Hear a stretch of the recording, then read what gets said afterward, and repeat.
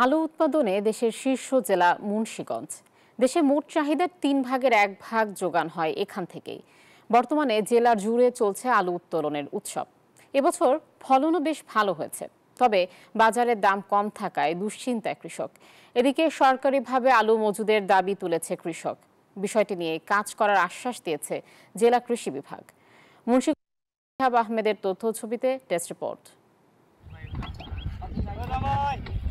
যেদিকে চোখ যায় আলু ক্ষেত আর কৃষকের কর্মব্যস্ততা।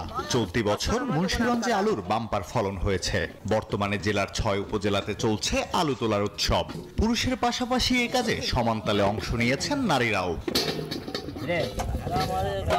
তবে উৎপাদন খরচের তুলনায় বাজারে দাম কম থাকায় দুশ্চিন্তায় কৃষক। তারা বলছেন প্রতিমন আলু উৎপাদনে 800 টাকা খরচ হলেও পাইকারি বিক্রি হচ্ছে 600 টাকায়। এই ঈদে জামা জুতো অ্যাকসেসরিজের ডিসকাউন্ট। ফলন অনেক ভালো হয়েছে। যদি একটু দামটা একটু বেশি যায় তো কৃষকরা একটু কষ্ট করেও সফল হইব।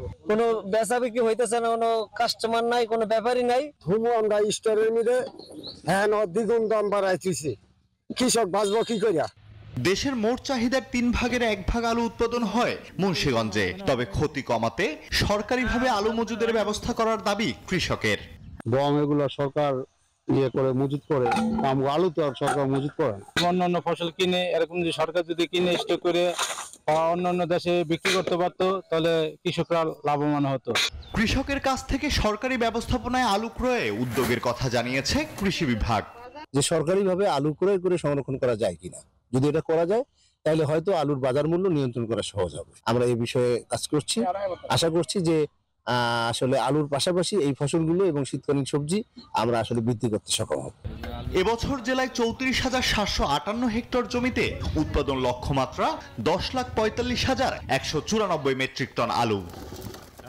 Desk report, news 24।